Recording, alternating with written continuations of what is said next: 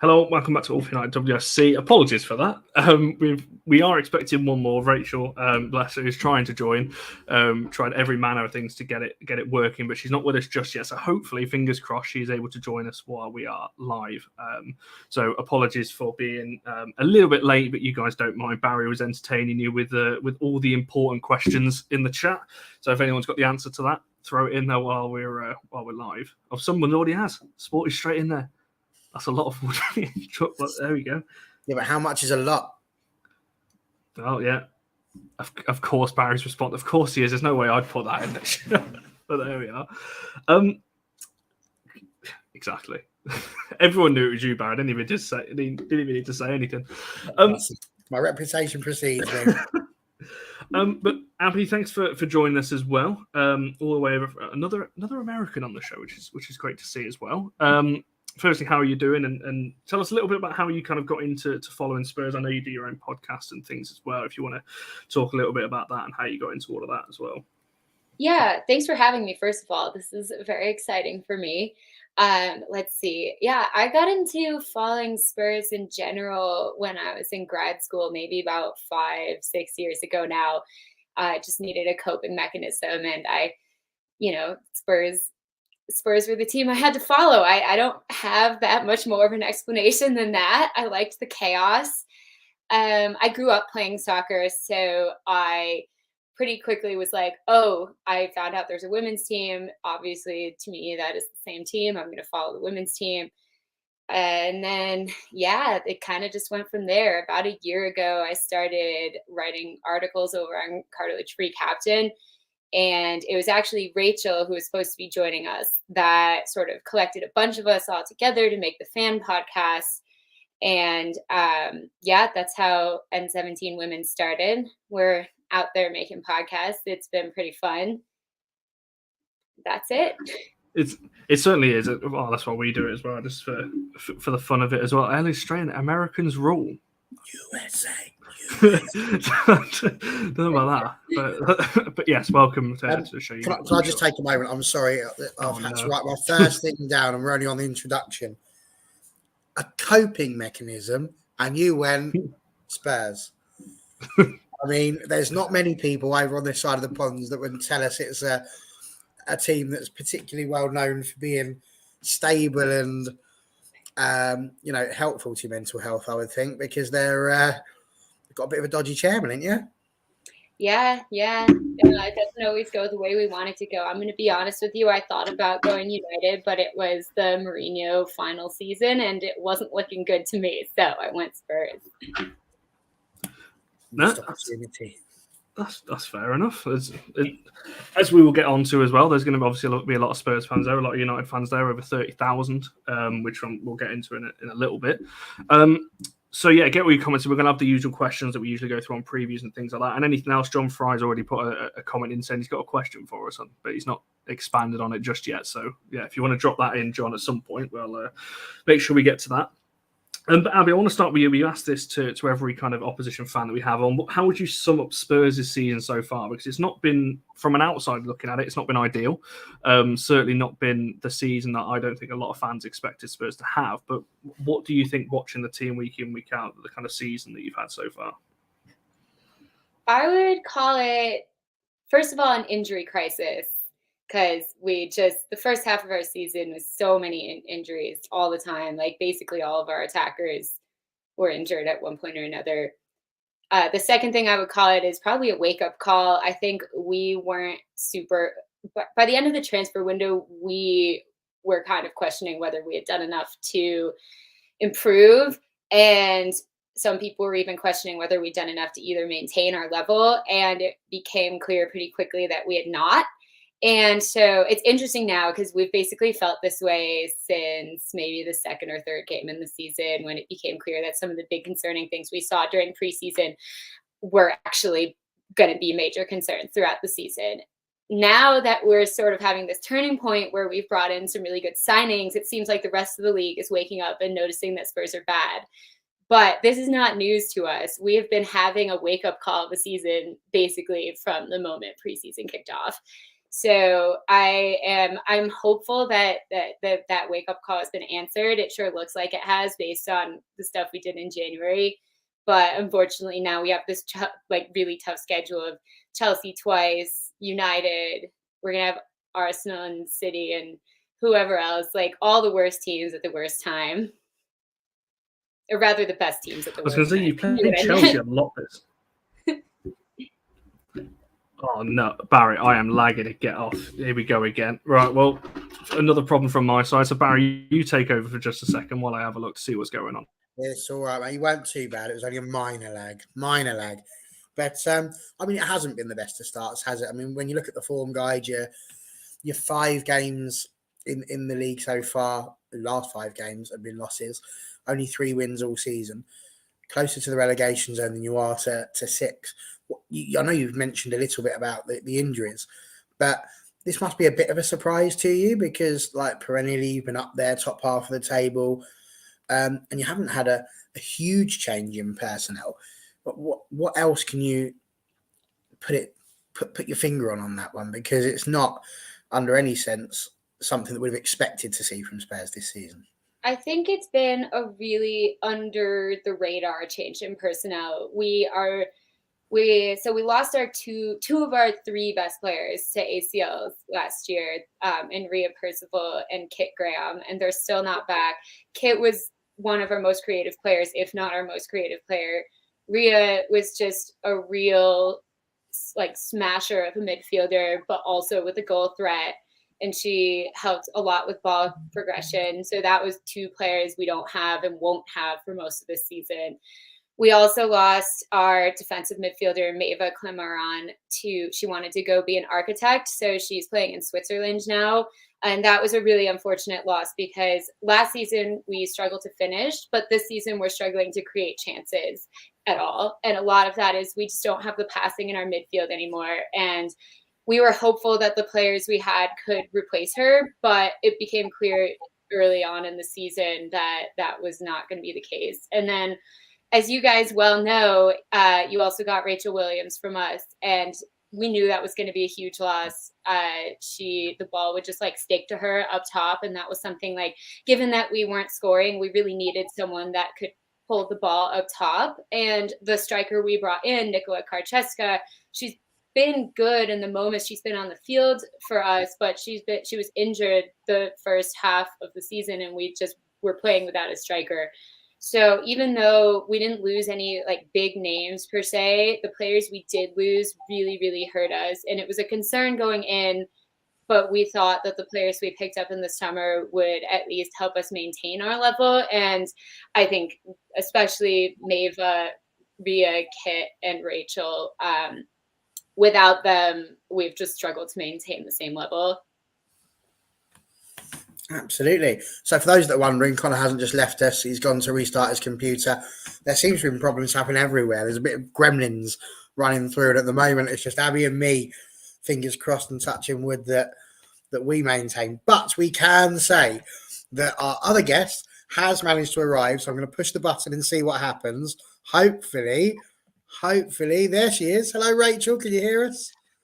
Hello. Hopefully you can hear me as well as see me now. Yay. And Abby Dozy, super duper. Well, Rachel, it's really good to have you here. Whilst the Ice Gem's sorting himself out, why don't you just tell us a little bit about yourself and how it was that you came into supporting the mighty Spurs? I mean, for most people, it started in childhood, really. So I grew up in London, and everyone at my school was basically Arsenal, Spurs, and my dad at the time was actually a Chelsea fan, but they had quite a racist support, so he didn't want to push me in any direction or other. So wasn't Chelsea, and my best friends at school were Spurs. So it was really sort of something that happened when I was too young to know better. And obviously I've loved it ever since. More recently become a Spurs women fan, and that's been just, really fun, despite some, ups and downs. But I think also as a Spurs fan, we're used to ups and downs, so that's fine. 100%. Connor, you taking back over again now? Do you want to test the Connor line? I was going to say, I hope so. This has been what we started off with 4, then we dropped to 3, then we dropped to 2, and we're back up to 4. That's what he's saying there. I don't know what that is, but yes, I do. Of course you don't. Why would you watch the TV? Good night, Mary Sue, or something like that. I can't remember all the people in the Brady Bunch, but they do. They all look up at each other and go, "Good night, hello." That's going way over my head. I don't know what that is. Maybe it's an older show that, again, I've not seen. Where did you get to when I dipped out? Were you just talking about carrying on the conversation? Just talking with Abby about how the season had started. So I suppose really we should ask Rachel how you would encapsulate the start to Spurs women's season, because we've been saying it's not been the greatest and probably not the most expected either. Yeah, I caught what Abby was saying at the end about some of the players we'd lost and some of the injuries we've sustained. And that's just been a massive part of our season. So we definitely we had 2 ACL injuries last year, 2 ACL injuries this year. It's really massively hit our midfield, especially where I heard Abby talking about Kit Graham and Rhea Percival. I think Man United fans will remember Rhea Percival very well from the game last season when she and not only the goal, but also she had a really great battle with Leah Galton, I think, which was something that I remember.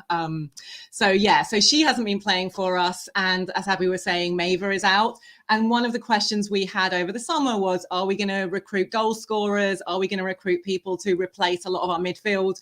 We obviously had Drew Spence come in, which has been really good for us. She's been really solid, progressing the ball, being kind of part of our creative base. But we hadn't really there wasn't enough in there. And certainly some of what Rhea did, which was that sort of end-to-end game, and what Kit Graham had done at the start of last season wasn't there. And I think Abby was also talking about Rachel Williams, who went to you. And obviously in the second half of last season, she wasn't scoring a lot of goals for us, but what she did was some really amazing hold-up play, brought others in, and her just ball control is fantastic, which I'm hoping you're starting to see now. And so I think this season, we weren't sure whether we brought in the sort of a bunch of younger players, whether they would collectively replace and improve where we were. And I think then a few more injuries meant that we were sort of backwards from where we'd been. And I think this season we have struggled really hard with defensive solidity. And a lot of that, if you look at our XG against, so, expected goals against, it's actually not that bad, but our actual goals against are really bad. And that's just been just a cacophony of mistakes. I mean, you could do a bloopers reel basically from Spurs women's first half of the season.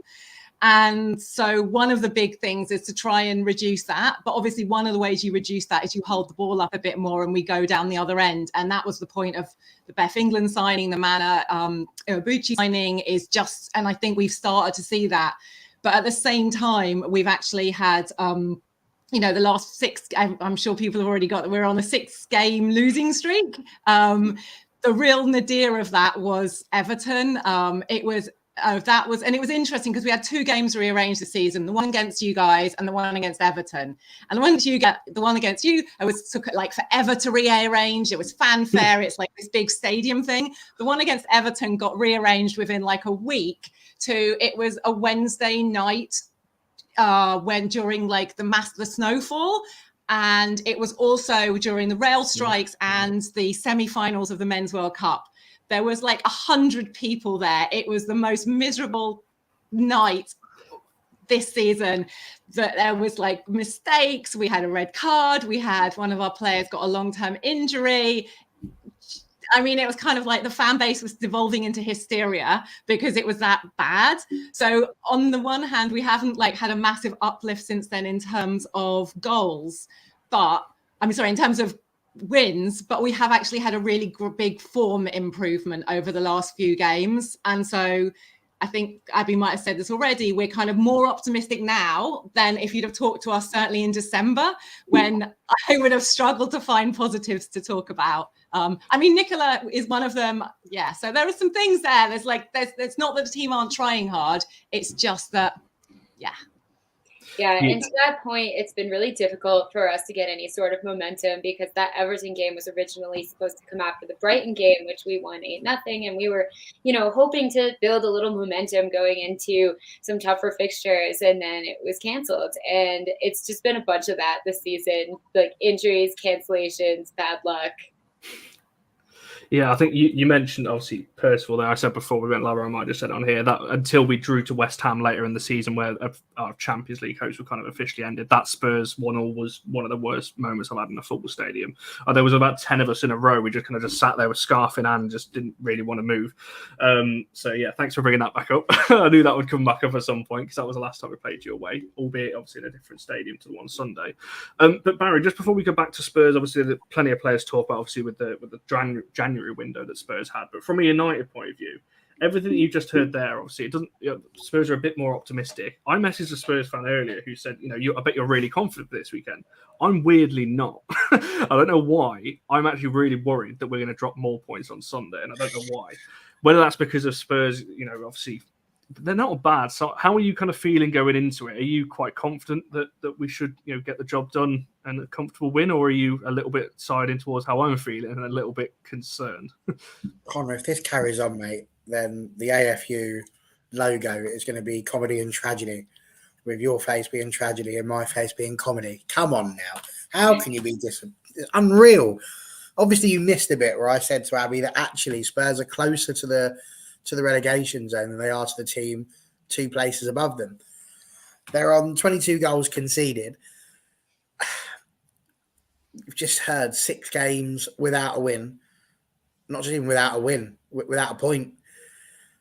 So, of course, we're going to struggle because they're going to be trying to fight. No, listen. We should not be fearing any team in this league. I've said that since day one. The team that we've built, the team that we have got, the camaraderie that's there, the way in which they've performed in general over the course of the season, we shouldn't be fearing any other team. It's as simple as that, and I've said that since the season started. I'm still sitting here feeling like we're in with a shout of the league. It's not over yet. It's still in our hands. And I do have to pick you up on I didn't like the West Ham game where we drew and then it became official that we weren't going to make the Champions League, because that was not actually official until we lost to Chelsea. So get back in your box, you naughty boy, using the word official. That's why I like Rachel. She's coming, she's using big words like nadir that I understand. And I'm sitting there going, he doesn't know what that means.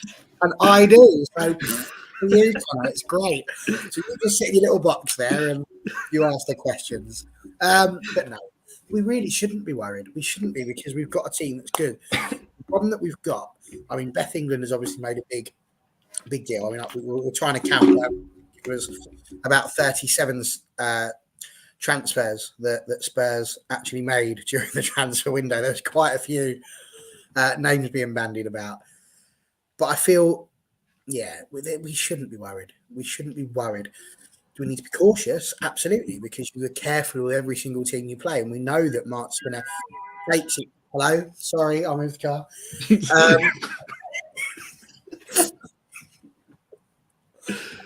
No, it's like we're in traffic. But Marc Skinner will look at every game. He'll take it in turns and he will properly scout and sort out all of the tactics that he needs to. And he does that. He does it all the time. So, we've had 70 chances we've created. 70 chances we've created in the last 3 games. Is it depressing that we've only scored 3? Absolutely. That is a ridiculous percentage. But we're making the chances. We will make chances against Spurs. We will score goals against Spurs. And we love a big stadium in North London. Love a big stadium in North London. Bring it on. Bring it on, Connor. The comments are split. A couple of people agreeing with me. A few, quite more, I will say, agreeing with you. Which absolute mad people are agreeing with you? Who do I need to pick a fight with? I'm not going to bring them up now. But no, there is a few out there. And to be fair, I think it's mainly after the Everton. We're going to come to this a bit later on, obviously, but I think it is down to that because we were on such a good winning run. Then obviously we did drop points. Luke, who I do know is a Spurs fan, the guy that I was talking to earlier, and I think I've not replied to your message, Luke, actually, saying why am I concerned? I will tell you why in a second. Before we do that, obviously you mentioned the signings that Spurs have made. Abby and Rachel, I just want to get both of your thoughts on this. Obviously Beth England, the big one, massive fee as well attached to that. Iwabuchi was a surprise. We all knew that, most fans knew that she was leaving, but to Spurs was a bit, hang on, what's going on here? And I can't remember who actually signed, but I'm going to have to have a look now. But they were the two big names. Obviously, Beth England's the first one I got written down. Abby, come to you first, and Rachel, you following off the back of this. How have you felt your signings have settled in particularly those two that I just mentioned, England and Iwabuchi as well? Yeah, they came straight into the side and immediately started doing things. So that was really good to see. And those were the only two we signed. We've had a couple contract re-signs, but no new players.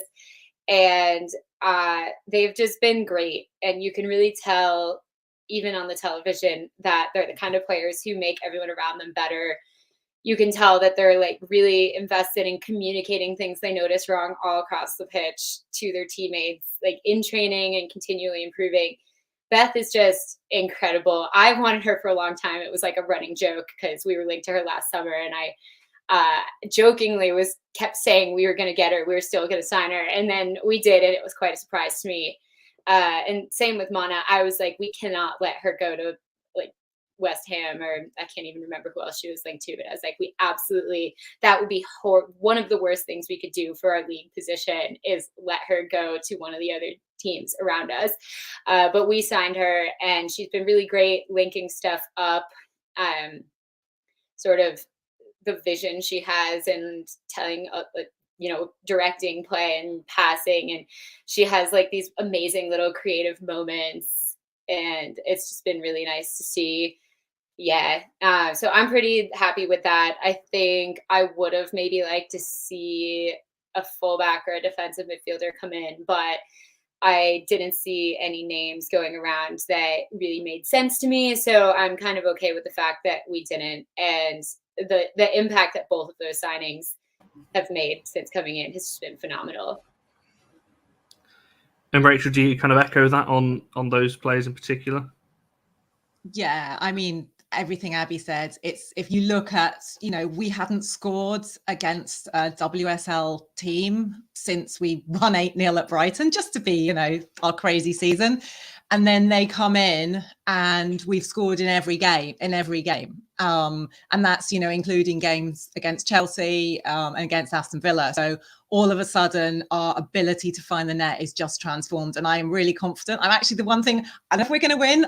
Obviously, I'm saying we're going to win, but I am quite confident there's going to be goals. And I wouldn't have said this before, but I feel like not just in terms of Beth scoring, but also the problems she produces create opportunities for other players. And we've seen other players getting in the box better. We've seen the passing between Beth and Drew. Obviously, they're familiar with each other, but also Ashley Neville got a red card in the Everton game and has only just come back. It's great to have her back. And the sort of combinations you see there are really important. And one of the things that Mana's given us is an ability to move the ball forward quite fast, because one of the problems we'd had before was just getting out of defense. And she just has such great vision that she is able to find players in a way that we didn't previously have a midfielder who could. So like Abby, I'm very happy with them. I'm also really happy that we're using Mana and that, she spent all that time being just kind of like criminally underused at Arsenal. So if Mana could do great things at Spurs, that would make me happy for lots of reasons. I said quality player. I said she needed to leave Arsenal anyway. But I'm glad that she's getting some games out now and showing her quality. I just hope she doesn't show it on Sunday if she's going to have a game off. I hope it's this coming Sunday. There's a comment for you, Barry, that I will just quickly address, just in case people don't know what this is on about. I'll let you, Barry, explain what that's in reference to. Well, this is so we can make it to the final of the Conti Cup, isn't it? That's what we're playing for. Yeah, I've not got mixed up again, surely. We had a bit of a nightmare last night. I wasn't feeling well, wasn't feeling good. I mean, I was on my third show in 4 days, dragging myself across the line. It was a tricky one. Just after the game against Leeds, and for some reason, I've got no idea why, I started asking people what they thought about our chances of going through in the FA Cup against Leeds at the weekend. And they thought I was having a laugh. Such, again, my reputation precedes me. And yeah, they didn't realise I was being serious. So I had a rare moment, Benny, a rare moment. It doesn't happen often, but there you go. Blooper reels, see? Not just Spurs ones, we have them too. Indeed. Like I said, there is an out of context AFU account somewhere out there, which I'm sure will be revived at some point. Now I found out who actually owns that account. Spoilers. Ellie's really pushing this. She's commented that 3 or 4 times now. Tooney versus Ash Neville. To be fair, Ash Neville just fights with everybody. It seems. I don't think it's just Tooney in particular. I think she's quite a feisty player anyway. Ash Neville's out on the right. She is like the loveliest person. If you chat to her, she is just. I mean, probably of all the Spurs players, she's just the sweetest and nicest. It's crazy, but she on the pitch, she is just up for it. Yeah, and I hate to be out here breaking hearts, but she's been playing an attack for us recently, and so I don't know if you're gonna get that battle. Yeah, I was going to say that's what somebody's just asked there. Did they should play against each other? I don't think so. That means Tooney up on the right wing, then, is she? I mean, Tooney ends up everywhere anyway. So to be fair, they might meet at some point, but I don't know. I don't think so. I don't think we'll see them together too much.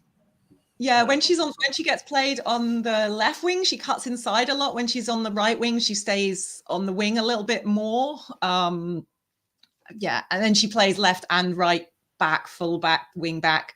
She's quite varied. I would not be putting Ash Neville at left midfield. That would be. I mean, no. Why would you do that? No, you can't put her there. Surely not. Really, against honour. Well, not Rachel, you'd like that. Yeah.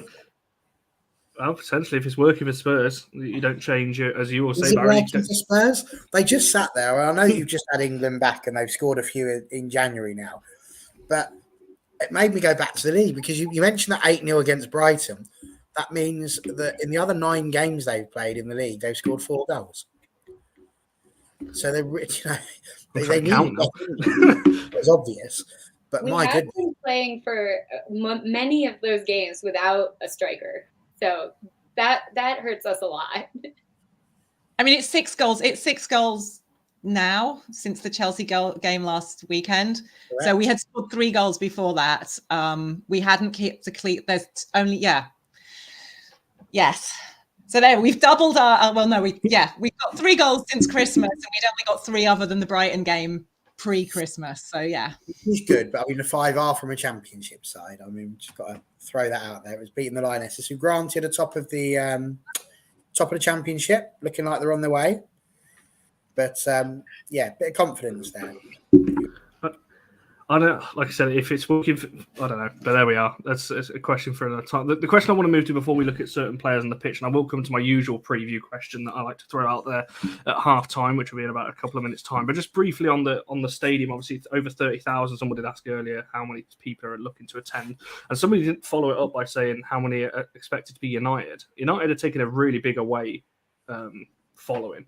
I think they've actually added another little section for us as well because we sold out the first one. So, and I also do think there'll be United fans scattered around in the home end like there usually is anyway. But over 30,000 is pretty impressive.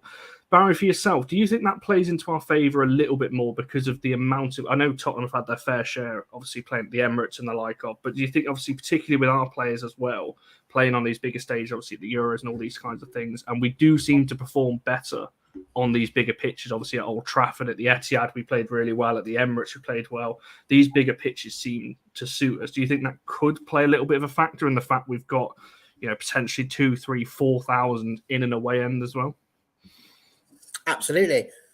I alluded to it earlier. We do play well in the big stadiums. I mean, to be fair, we've been playing well in the little stadiums as well. I don't feel we give ourselves enough credit. We have done. We've done really well this year, and I want to just keep shouting it out from the rooftops.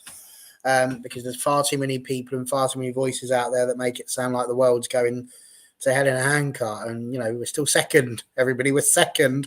Spurs would swap like that to be in the position we're in. So let's just remember that. And as would about 9 other teams, including, might I add, Arsenal. Anywho, Luke mentioned your mate Luke C, who you popped up earlier on. It was interesting. The end of that bit that you popped up, he said that he was hoping that we would tire at the end because it's such a big pitch, and I just don't think that's the case. I think if there's anything, we've got the legs for that. So I'm looking forward to it. I think it should be a really good game. It's going to be hopefully end-to-end stuff.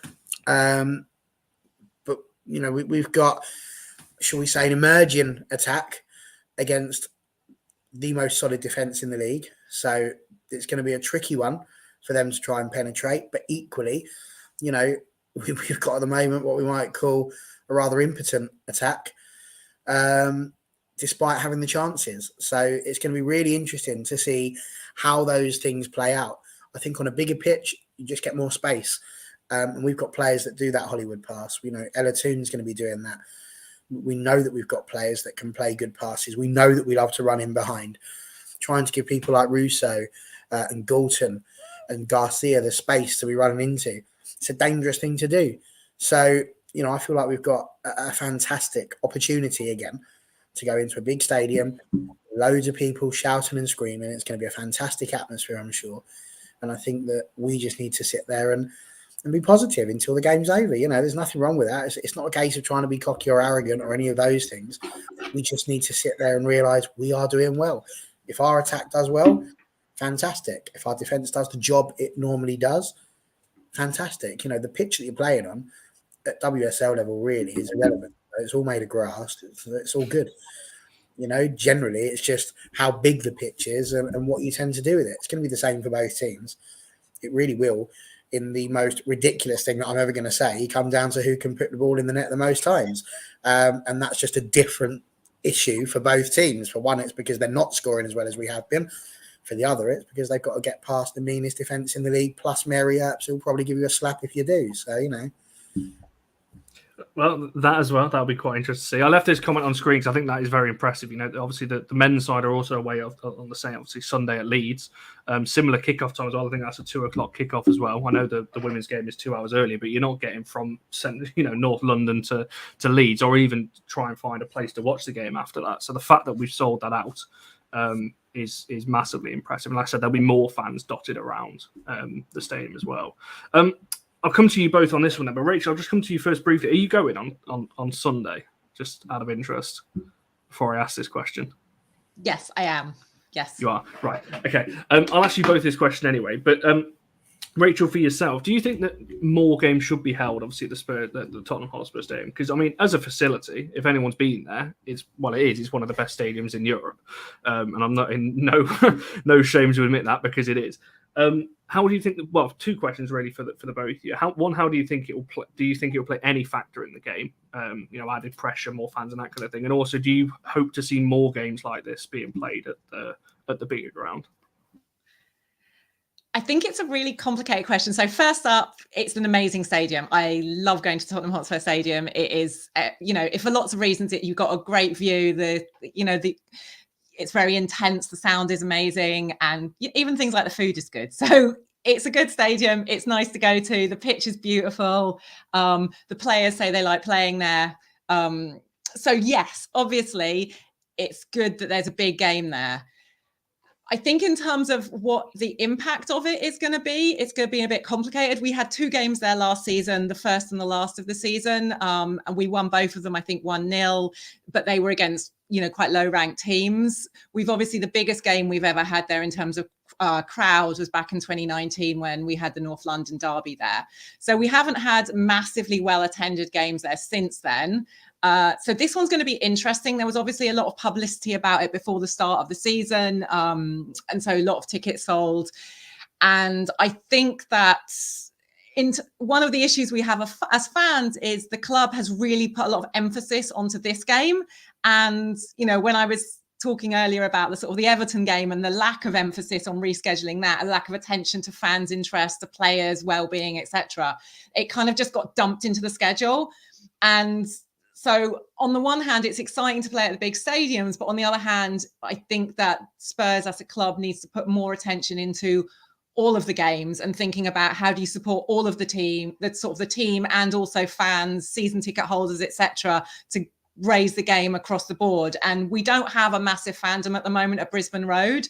So the real question is not are all of the how many more games at the Tottenham Hotspur Stadium, but how are you going to translate that into a week in, week out fan base? And then, related to that, obviously, how do you use the games at the big stadiums to make that happen?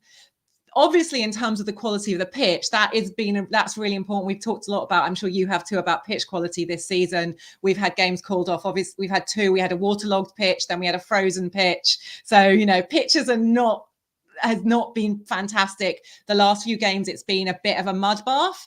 And so I do think that coming to a really good quality pitch is going to be different. And I don't know if that's going to give an advantage to the United players who obviously have had more experience playing for England, more of them on those kind of pitches. Although we do have internationals who play on those pitches. We have had 2 games this season at big stadiums because we played at Stamford Bridge and we played at the Emirates.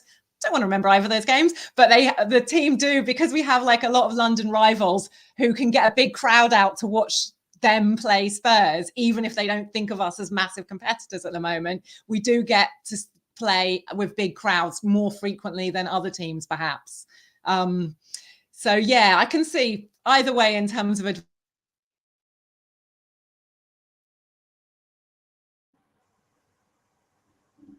I couldn't tell whether I'd frozen then or whether... she's gone again. That's such a shame. I'm loving listening to her speak at the moment. She's so energetic and enthusiastic. And yeah, she's gone. I had a sudden panic there. I thought, I think she's back. Oh, hang on. I think you are. She's moving. Abby, same question to yourself anyway. And also, right, obviously it's a little bit maybe different for yourself, obviously being across the waters as you are. How do you kind of view, looking at these games? Obviously, because we're quite fortunate, we can obviously go to these games on the regular where we can. But what do you kind of think of playing these bigger stadiums, watching it on TV and the kind of impact that has as well? Yeah, I mean, for me, it's all a hypothetical, right? Because I'm not over there. In fact, the game I think is going to be at 5 a.m. for me, so I may not watch it live. I find it difficult to wake up at 5 a.m. on a Sunday morning. I'm going to be totally honest about that. But sometimes it happens, sometimes it doesn't. But yeah, the games at the big stadium, like I just echo everything that Rachel said. I have to go with the fans who do go and the players on this one. I think it will be interesting in terms of the bigger pitch, because I'll tell you, not that you guys need any more reason to think you're going to win, but we've struggled a lot with fitness this year. That's been it. We just feel like we look less fit than other teams. And that combined with the injury crisis, I am drawing certain conclusions about what the last 20 minutes are going to be like. We'll have to see. But I think also we play better when we have more space to play in by a lot. We have a lot of players who play a lot better in space. So I think on the attack, we might be better, but then defending, I'm not so sure how that's going to go because of the fitness thing. And playing in a bigger stadium in general, it does kind of, if you're only bringing out like a couple thousand fans, like you can't put them in a 60,000 person stadium. Like it's just going to have no atmosphere. So I feel like the club needs to grow the fan base and grow the game. And we all need to do our best to, we all try to do our best to do that as well. No, that's a fair answer as well. Oh God, Barry wants to... I just wanted to say about the Spurs Day. I mean, it is by far the best facility in the country, like 100%. I've been there a couple of times now, and it is unbelievable. The way they've made it multi-purpose as well, so they can use the NFL pitch, all of those bits and pieces. It's brilliant. It really, really is, and a blueprint, I think, for the future for many sports stadiums. But again, just going on what they've said, we've had a similar sort of journey ourselves, haven't we, in terms of playing games in Old Trafford and then LSV. And the one thing we are noticing at the moment is it is beginning to translate a bit. Although, granted, that's with a little bit of the success that we're starting to have in terms of being involved in a fight up at the top 3. And I think, we've gone to, did we say the average is about 5,000, were we saying the other day, Connor? Something like that, yeah. Which is amazing when you consider that we were, just about scratching 2. This time last year. So it just goes to show it can happen. Brisbane Road is an average facility, League 2. Just currently, I live in Stevenage, Rachel, so Leighton Orient where they are. Obviously, we've got our own little fight going on there as well, so it's a bit of a double header going on here.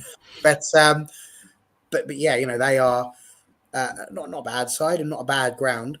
but it's a League Two ground at the end of the day, so it is going to suffer a lot of the problems that the lower teams have with their grounds. So, you've just got to get to that. LSV, although it's very similar in that respect, is also a bit of a lower ground, but it's got the underfloor heating, which makes it a little bit better. So, you have those situations. I think, again, and Lee's not played on every week for football necessarily. So, they've got to build up, and I'm sure they will. And if they continue to try and build it and get a team that's going to be able to score goals and do that, then it will absolutely happen. It will start to translate, because that's how the women's game is going to grow. It's by getting those people that love to watch football and love to watch the rivalries. That's why these big games at those grounds need to be big games. And I know that people don't want to see their team get stuffed, but by the same token, don't do that. You don't get the neutrals in, the people that just go in because it looks like a good game on paper. So, yeah, I think that's really important. I just want to say to Pete, because Pete Hannum's put on here something about the solid defences. I'm not going to scroll through and find it, but Pete, this is for you. I didn't say that Spurs had a solid defence. I said we had 70 chances and we've scored 3. The problem for us isn't creating chances, it's scoring. And that was where we were. So that's where our issue would be. So I'm sorry if he misheard me and I was not being clear enough. That's what I was trying to say. Yeah, no, and the comment I just wanted to bring up. So obviously, Rachel Abbey, this is your first time on here. Now, there's a guy in our comments saying who is very. He likes to do this, likes to throw in a hairline score, and I said I don't think I want to know, because usually they rinse me for it. But it's gone for a solid 7 out of 10, saying that you two have brought the score up and me and Barry have brought it back down. So that's obviously a compliment to you both. And I never listen to his hairline scores. What's the point? You can see mine's just migrated.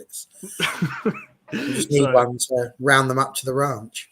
And I was about to ask whether hairline was some British slang for spur of the moment. It took me a minute to figure out you were actually talking about hairline. Yes, no. Hence why he's there. Spur of the moment. Very good.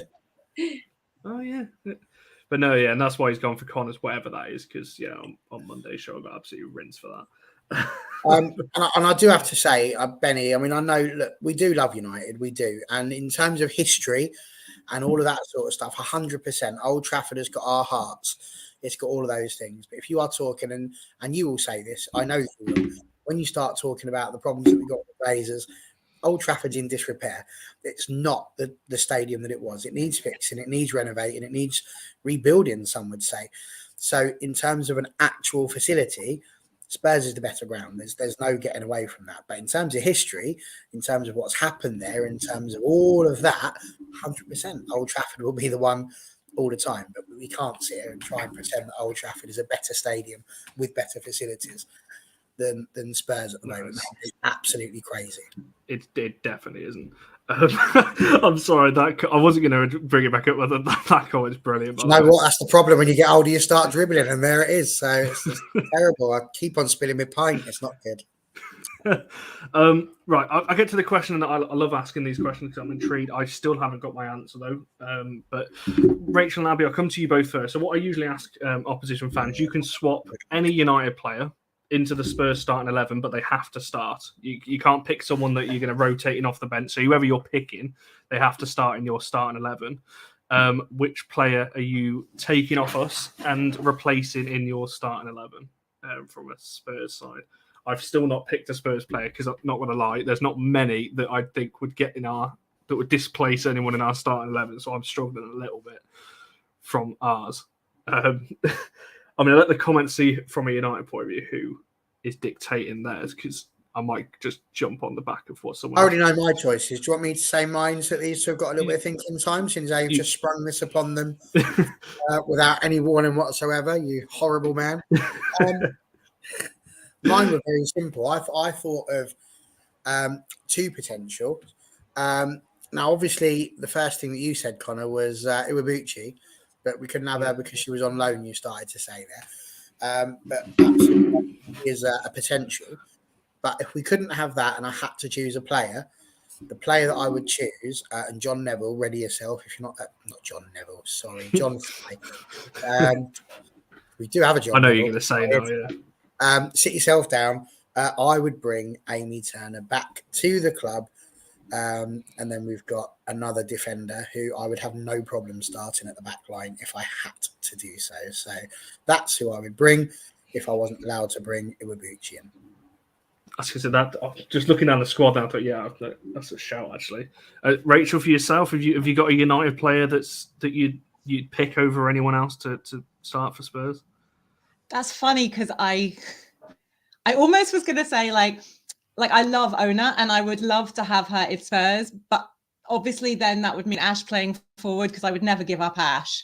So, and ironically, that one of the players she could replace was Amy Turner, who sometimes starts at right back, who I don't like playing at right back. So we could have a swap. I would be okay with that one. But my other two thoughts were, I love how much Leah Galton battles. I just love her. I think she would fit in Spurs really well. So she is my other thought, or Mary Earps, because again, just super solid. Yeah, I don't know which one I'm going to choose. I think in a way I like Leah Galton. Maybe I would say tops, but maybe I don't know. Luke in the chat is saying Mary Earps. It's between those two probably. What about yourself, Abby? Who are you kind of thinking of? I've cycled through a few because part of me is like, if you're offering me the chance to take Russo, I'm going to take her. But I also, Mary Earps was up there for me. I do feel like that's a pretty good shout. I feel like, goalkeeper isn't like a particularly weak area for us, but that is a pretty good move. There's also like Leticia, I never say her name out loud, so I'm so sorry for pronouncing it, would take for sure. I think those are the first three that come up for me. It's interesting you say Russo, because Sang here is saying Beth England would displace Russo. I don't know about that. Sang, get yourself back in your what the Honestly, I'm keeping Beth. I wouldn't do that swap. We know that's not true because Russo displaced Beth England. Hence, quid pro quo, why we're the European champions, Sang. Outrageous. She might fit better into that team, but she may not fit better into the Spurs team. Oh, you can have her if you want. No, I'm telling him, you can have who you like. Absolutely go at you, Rachel. But Sang, he needs to go back in his box. Naughty. Why not both? We need to get in on this trend of stockpiling players like Chelsea. Maybe that's the way. I was going to say they're taking the mick. You know what's nice is we're sitting here listening to one of the big names in English football, and what's really great to hear is how they're picking off like 3, 4, 5 places of players where they'd potentially like to take. And this is what I mean when I sit here and say we need to be a little bit more proud of our squad and a little bit more supportive and a little bit more encouraging, because Marc Skinner's built something brilliant. There's loads of people there that people would like to steal. It's our job to try and keep them. That's the hard part. Yeah, there's a few comments obviously talking about Mary Earps. Yeah. That's really funny. I was like, who's saying that about Amy? And then I realized it was our co-host, Caroline. So never mind. Yeah. That would explain that comment a little. I thought it was another Carol who's usually in our comments. I've got to be honest when I first read that. But yeah, but that makes more sense now. For me, it was between, because somebody mentioned earlier, I think it might have been it was Joe. I would take Beth England player on the right. I mean, that's a whole, then you're taking Garcia or Paris out, which, to be fair, I don't think many would disagree too much. I don't think Beth England off the right would be an awful option. I certainly don't think it's her best position, though. Bring Amy back was a good shout. I think, certainly for the nostalgia, just having her back around the squad, I think would be... Not even just nostalgia. She could do the job. I mean, let's just take that out. If you... I don't like mentioning names, but I'll do it. If you took Millie Turner out and replaced her with Amy Turner, are you telling me I'm going to see a million miles of difference? Am I? I'm not. I'm not going to see it. They're very similar. Wow. Have you seen her this season? I feel like you might be... you might not have watched too many of our games this year. You're right. That's all I'll say on that. I tried to watch one, but we got postponed. So fair. Yeah, she's not been great. I've seen 4 or 5 Spurs. Hasn't she? Every single one, she's not been good. So to be fair, she has been playing out of position, and I don't think that's helped very much. But yeah. It's a tough one. I don't think because it's your rules, Connor. It's always your rules that ruins me. Am I going to take Beth England out for Garcia? No, I'm not. Russo's staying. Galton's staying. My midfield's staying unless I can't have Iwabuchi was my first choice. Remember, that wasn't the one I wanted, but I wasn't allowed because she's on loan. And then you get your defenders. And that's it. If I'm going to take one, there's only one defender that I'm likely to replace. So, I'm not swapping the goalie. I'm definitely not swapping the manager. So, I agree with that as well, Garth. I mean, she's still, she come back off an injury as well. Not forget that, and she is a quality player in there. For me, I honestly don't know. I struggled to answer, same as Barry. When I put this question in, I was like, how do we answer this from a United point of view? Because there's not many. I would take a few to put on the bench. Like I said, Iwabuchi and England, I'm sure would come. Well, England for me, I'd start off on the right anyway. But then is Amy struggling because the rest of them are struggling? No, all right, I'll shut up. I'm wrong. I mean, she's partly struggling because she's been played at right back, and she just it was because what happened is Keris Harrop came to Spurs. She got moved from centre back to left back, and she has been a really good left back. I think that maybe Rhiannon Skinner thought she could do the same with Amy Turner, and I would suggest a failed experiment. But in the last couple of games, she's now been played in the centre again, either in a 3 or as a substitute in a back 4. So some of it's positioning, but I don't think that's the only thing. Okay, well, then in summary, I'm taking Harry Kane.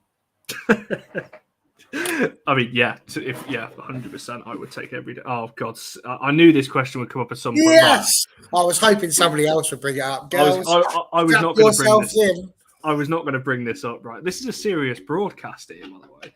But right, I'm not going to give any context or anything like that. I'm just going to ask you this question outright and just see your answers, and then I'll explain why afterwards.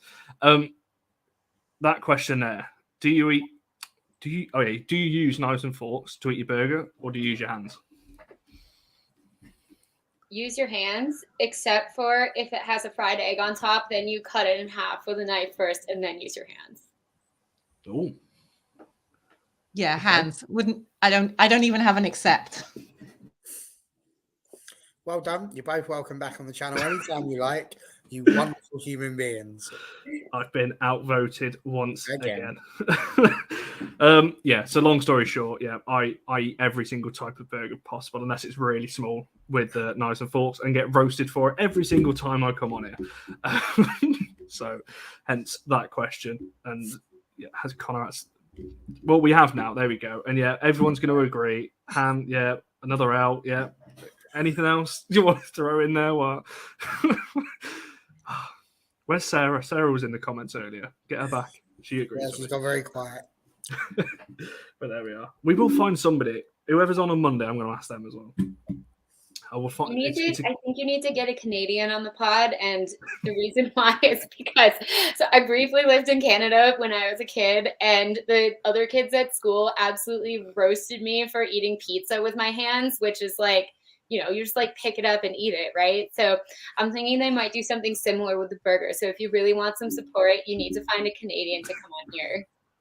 Right. So far, we found about 3 other people. There's Sarah in the comments. There's Stu's over on the men's channel. He sometimes pops over here. For some reason, he's decided to use that. There's another guy who I think is American, or lives in America at least, but as in his own words, I'm 70 years old. So that's kind of why he's doing it. We haven't found anybody else yet. Not one who finds this an acceptable use of cutlery. It's outrageous. Oh, I'll tell you, I said to Jesse the other night, it's a growing movement. You guys just aren't on board with it yet. You wait 20, 30 years, everyone will be doing it. It's not it's a disgrace, and you really should be ashamed of yourself. But then, to be fair, at least you know what matches are league matches and what are cup matches. So we all make mistakes, don't we, Connor? There's another one. Let's see, it's a growing movement. Hold tight. Confess to eating a burger. Let's not having that yet. That's not a win. That needs more context. I've had a pizza with a knife and fork once. Doesn't mean that's how I eat it normally. Do you? No. As I've said many times, nobody has soup. I'm sorry if anyone does, but I bet these two do. Sensible human beings. Anyway, we wandered slightly on. Right, I'll move on to the next question while there's conversations going on about asking if Sarah's Canadian now in the chat. I can't remember what next question was going to be now. Where is it? There we go. Barry, for yourself then. Only very briefly, because we said this before we went live, we've taught this to death now. But is there any changes that you would make from last week's starting 11? Obviously, Galton came back in. I think that was a welcome change. Obviously, she went off probably due to her fitness coming back. Is there any changes that you'd make for this weekend? I see in the chat that we had John Fry mentioning potentially changing Galton and Garcia, so putting Galton on the right and Garcia, and I don't understand the logic behind that insofar as why we would want to do that. We've never done it before that I can really notice as a start. I don't think we need to do anything other than put the ball in the net. And I know that sounds so stupid, but there's been nothing wrong with our team.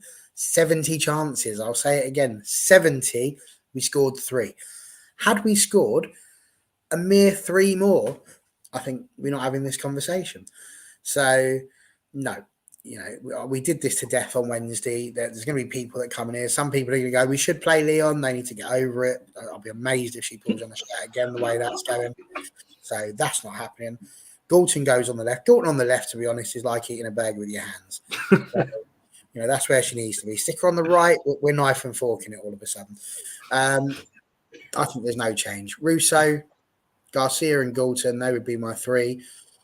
Toon, obviously, in the middle. Ladd and Zellum, Turner, Letitia, Honor, Hannah, Mary. The team picks itself. It's second, for goodness sake. Just there's your team. I think that's pretty on the money. I would start the same 11, but if we have the same issues again of not scoring, then I think you change it. This, but Skinner's press conference has echoed everything that I've said. Just because we put another player in there doesn't mean they're going to score the goals. It's not that we're. So but it also doesn't mean they're not going to. No, it doesn't. But it's a hypothetical game, and nobody can win it. It's impossible. You can just argue it until he could have done, but no one can ever win. So it's just a game of opinions, and people are absolutely willing to have it. But people are so certain about it. They build this hill that they want to die on. That an earlier substitution would make it, and really shooting practice is what's required. So as long as they've been doing that this week, then it's all good. Without that, then we might. Well, I hope so, because as you said, 70 shots and only whatever it's been 10 on target and 3 goals off the back of that or something like that. It's not been great. Coming back to Abby and Rachel, and for yourselves, Spurs danger players, and who obviously we mentioned a few of them earlier on. Who if you're going to get anything out of the game, who are going to be your kind of key players to watch for from a United point of view? Who should we be watching out for? Abby, I'll come to you first on that one. So yeah, there's the ones we've already mentioned, Beth and Mana, Ash, Neville. If she has a good game, that's going to be huge for us. I think a couple other players I'll throw in there that we haven't had a chance to mention yet. Drew Spence has been killing it ever since the new year, basically. Like getting Beth in and her being able to work with Mana and like other players around her. She's been really good attacking and also defending, which we hadn't seen much of before. She loves a goal in a big game. She always will try to get one. So Drew Spence, if she's one to watch for. Also, I see us throwing on Nicola Karcheska for some minutes. She's just a chaos causer. She's 6 feet tall and nobody knows what to do with her. She literally makes teams put the ball in their own net just by running at them. And she can also score as well. And she's got a lovely shot and she gets into good positions and combines with her teammates well. And so I'd beware of her in the last 30 minutes of the game if that's when she comes on. Yeah, Rachel, is it the same for yourself? And kind of, where do you see the game? Like I said, we'll come to score predictions in a second before we look to wrap this one up. But where do you think the game's going to be kind of won for yourselves? Who should United be a little bit kind of wary of for you? Ironically, in terms of us winning it, I think a lot of it's going to depend on our defense. I do see us scoring though, despite how stingy you guys have been. And I think Abby's really put the finger on the players to watch. I mean, Beth England's obviously in great form, and if she gets a chance, she can put it away. She doesn't need a lot of chances. But I also like Drew, as you know, she's still our highest scorer so far this season. So, you know, she's moved further up the pitch since she's come to Spurs, and that's been really interesting. But like Abby, I love the chaos of Nikki. She just comes she will back into a defender, especially if we move to 4-4-2 and we're playing with two strikers. It can be unusual for defenders to play against, and that can sometimes cause confusion. And so I would love to see us playing with both her and Beth for at least 20, 30, even sort of longer in the second half.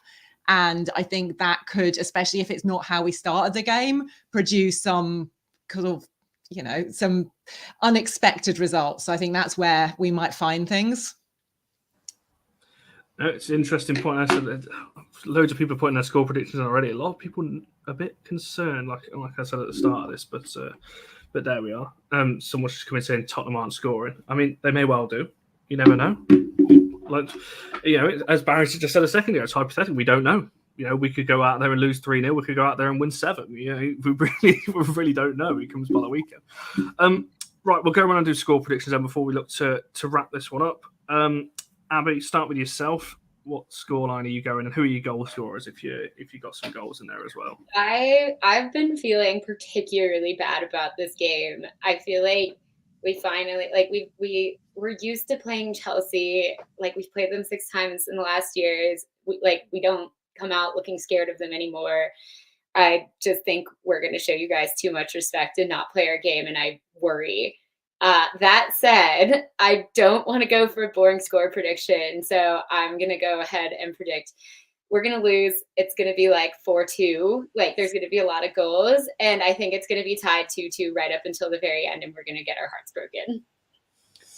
That's a shout, considering both. Upset with me for that one, but that's just how I feel today.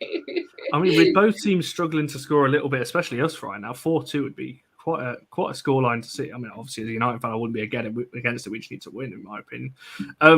Barry, for yourself, what are you going for scoreline wise? Well, as you've noticed, I've already put it on the spreadsheet, but I've gone for Tottenham Hotspur 0, Mary Apps on fire, Manchester United 4. I think we're going to put a few past them. There's going to be a few of them that have had a flea in their ear, especially after that 0-0. They know they're going to need a win. So, yeah, I've gone for 4-0. I'm feeling goals, 1 from each. We'll go for 1 for Galton, 1 for Russo, 1 for Garcia, and 1 for our brand new signing, Harry Kane. Rachel, for yourself, what scoreline are you going for? So just for consistency, when we did the podcast, I was feeling optimistic about this. And I was like, yeah, this is the game that is going to be the fine. You know, we've been improving. We're going to just get the win this time. But like I said before, I think a lot of goals. So like Abby, and that's just because I think, you know, I think you are going to score, but I also think that we're going to score now. So I went for a 3-2. I hadn't really put my finger on any particular scorer, but I decided Rachel Williams would score your consolation goal and we'd all be very happy about it. I was going to say, if Rachel does score, obviously you're not going to be happy, you know, if she scores a winner or anything like that. Do you think she's going to get a good reception and everything else around her? We love her. I mean, definitely from the fans who really knew her, like, she was definitely a massive player for us last season. And somebody, I think in the chat said, oh, you know, wouldn't you take her back? I would take her back in a heartbeat. There was some rumors at some point around Christmas that she'd go on loan somewhere. Absolutely. She could come back to us because she can do a job in so many different places. She doesn't have to play right as, you know, as a number 9. She could be a 10. She can play in different kinds of roles in the team. So yeah, I mean, I hope she gets a good reception. Yeah, I'm glad not you said that. Then no. She silenced a lot of United fans. Not many people on this channel, you know, people on this channel quite positive about it because we look past what a lot of the majority were saying about her. But she's certainly, you know, she scored important goals as well. Obviously, won us an extra 2 points against Reading and so on as well. So she's been goals of the month as well. She scores. Exactly. She's just a likable character, I think, around, you know, when people have seen her in and around. She just seems a likable person as well. a lot of narrow scorelines just come in recently from the two Johns, both 2-1s. Barry's going for a 3-0. There's a couple of 3-0s. Benny, sorry. I went for. Yeah, Benny's gone for 3. So, yeah, for me, I think Spurs will score, but I think we should get enough to get the result to go 3-1. Russo back on the score sheet because I think she needs it, because I think the longer she doesn't, I know it's only been one game, but the longer she doesn't score, the questions will start coming. Have you been distracted from January and in the move and everything else that potentially broke down? So that will get thrown around. But yeah, 3-1. Russo, Toon, and Garcia, and yeah, Beth England, just because I think she always scores anyway. Just very quick before we round this one off, a quick question for you both. What do you think about the initial negative reaction from United fans? Like I said, for the most part, it wasn't a greatly received signing at the time. What do you two think on that one? Do you think it was a bit of an overreaction at the time? Do you think it was maybe justified? How did you kind of see it at the time? Yeah. I mean, I remember United fans kept on, because I remember at the time responding to a couple of people and saying, she's a great player. Wait till you see her close up. She's the sort of player that I would take people who hadn't ever been to women's football before to a game, and they would watch, and out of, whoever we were playing, they would pick her out and say, look, just watch her play, the skills, the way in which she moves the ball around. She is just a stylish player. And I tried to say that at the time to people, and they were like, yeah, for you she's okay, but she's not really United quality. And and I remember just thinking like, yeah, wait and see, and hopefully she will change your minds on that. So I think there was a lot of arrogance about her, perhaps, and also because she's just been in the WSL for a long time. She's played across a lot of teams, and this idea that she was like a journeyman player that, wasn't wanted anywhere. But she is just, you see that strength. It's not, she was the highest scorer in the WSL of all time for a long time. That isn't for nothing. And you may not have all of the speed anymore, but you don't suddenly lose the rest of it. Yeah, and I do think I noticed in some of the clips I've seen of her recently, like it seems like not having to play full 90s all the time has helped her a lot. And she looks so much faster than she ever did, for like, especially when we were having like 3 games a week towards the end of the season. Like, I think that she was struggling with that. So I think it's a good place for her. When I saw those comments at the beginning of the season, I was unsurprised, because that's the kind of comments we expect from the other teams in the league. They don't seem to like us very much. And a lot of them had less to do with Rachel and more to do with us not being a good side. So I found that frustrating, but I knew she'd show you guys. I did see the apology form going around Twitter recently, and I thought that was very funny. But yeah, no, we love her, and I'm happy to see her thriving, and I'm glad that you guys are getting to appreciate her. No, 100%. She's and I agree with that comment. Her experience she brings is also valuable for the, because Russo's still relatively young as well. Still got a lot of youngsters coming through the academy that will train with her, and so on as well. So I think that's experience. Certainly, she scored a lot of, like I said, important goals. I think 5 or 6 is she on now for the season, which incidentally is a lot more than a lot of our other attackers as well, which we had high hopes for. So that's all I will say on that one. What's it? Yes, I could have done with some backup back then, because it was only the likes of myself, Barry, and a couple of other people that were actually singing her praise and just saying, let's just see how she gets on. There wasn't many, that's for sure. And yeah, I guess around her 8, yes, I guess, but she was never going to come in and start. I think that was the, like Abby, you just said, I think her coming off the bench is probably best for her right now. She's coming off, scoring important goals and showing her value when we need it. And that's the most important thing. This is what I'm getting at when people keep having a go at Skinner. It's as if people know what's going on in his head, and we don't. He tells us what we need to know. And I just think, people can criticise age and all of those sorts of things, but managers, they don't just go. It's like teachers. Somebody put on earlier on that teachers have got a reason to be angry because Ash Neville used to be a teacher and she always seems angry. I said, no, it's nothing to do with us being angry. But Marc Skinner doesn't spend his time off just on a beach somewhere in Barbados going, let's not think about football. They think about it. They go, oh, where are the gaps in my team? What do I need? What am I going to need going into the future? And Rachel Williams obviously came into his mind. Somebody like that who's going to have that experience, that strength in depth. You can't have it both ways. You can't keep sitting there and saying, let's buy players that are going to start in the team constantly and then moan when they're on the bench, and then buy players that are on the bench and then moan when they come on and do it. It's like, just seriously, guys, get a grip of your life. We're second in the league. Can we just enjoy it, please? I mean, it's getting a bit painful now.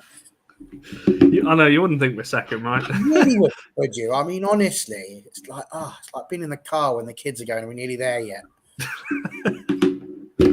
To be fair, I'll be asking that question, the closer we get to the end of the season, if we're still fighting for the title or even for the top 3 at that point. Could the season just end? But there we are.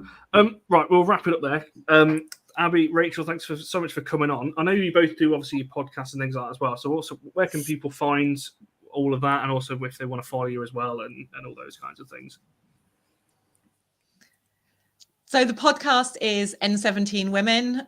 It's me and Abby and 2 other co-hosts. And otherwise, they can find the podcast and me or Abby on Twitter. We've got our handles on the screen, so I guess that makes it easy. I also write stuff at spurswomen.uk, I think it is. And Abby writes. She can tell you where she writes. Handles on the screen, N17 Women, and I also write for Cartilage Free Captain, which is a Spurs blog about all Spurs teams, but I only write about Spurs women.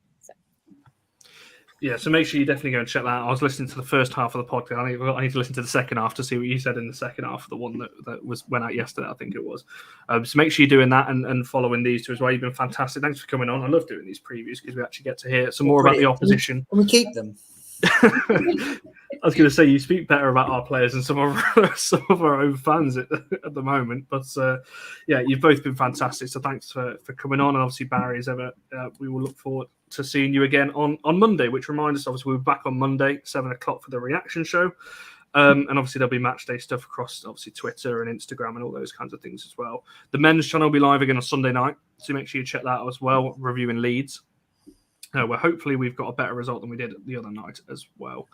And yes, I'd like to see Spurs get higher up the table. I've got to be honest. It would be nice to have another competitor up there, so to speak. And if the league gets stronger, it's a better product as well, which is what we. To be fair, that's what I want. Go and have a little bit of a moan, but that's why I hated about Chelsea beating West Ham so heavily, because that's supposed to be a semi-final, and it's not even a competition. So that was a bit frustrating, but there we are. So yes, if teams can get a bit better and close the gap a bit, that would be great to see as well. Thanks to everyone in the comments. You've been fantastic as well, adding great value throughout the show. Make sure you like and subscribing, and we shall see you in the next one.